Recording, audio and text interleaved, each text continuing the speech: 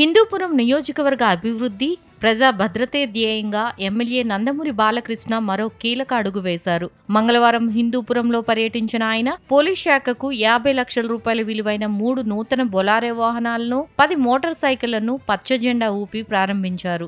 జిల్లా ఎస్పీ సతీష్ కుమార్ తో కలిసి ఈ వాహనాలను పోలీసులకు అందజేశారు. రాత్రి పగలు తేడా లేకుండా ప్రజల కోసం శ్రమించే పోలీసులకు మెరుగైన సౌకర్యాలు కల్పించడమే తమ ప్రభుత్వ లక్ష్యం అన్నారు బాలకృష్ణ.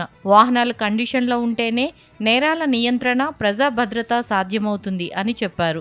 భద్రత, ఆరోగ్యం, సర్వతోముఖాభివృద్ధి అనే 3 ప్రధాన లక్ష్యాలతో హిందూపురాన్ని రాష్ట్రంలోనే ఆదర్శ నియోజకవర్గంగా తీర్చిదిద్దుతామని తెలిపారు.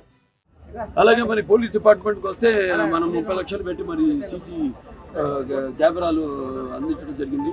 అలాగే 10 లక్షలతో పోలీస్ కంట్రోల్ రూమ్ ఏర్పాటు చేయడం జరిగింది. అలాగే 10 లక్షల రూపాయలతో మనం పోలీస్ మహిళలకి టాయిలెట్ నిర్మించడం జరిగింది. అలాగే ఇప్పుడు ఈ 50 లక్షల రూపాయలతో నేను చెప్పాను మన అసిస్ట్ ఎన్జిఓ సంస్థ అదే కృష్ణ హరీష్ గారు అయితే ఆయన మల్లి గారు, అలాగే జనార్దన్ రెడ్డి గారు, వాళ్ళ తాతలుగా ఈ యొక్క 3 బొలెరోలు, అలాగే ఈ అపాచీ బైకులు 9 బైకులు వాళ్ళు అందించడం జరిగింది. వాళ్ళకి ఈ సభాముఖంగా నా కృతజ్ఞతలు, ఎమ్మెల్యేగా, హిందూపూర్ ఎమ్మెల్యేగా నా కృతజ్ఞతలు తెలియజేసుకుంటున్నాను.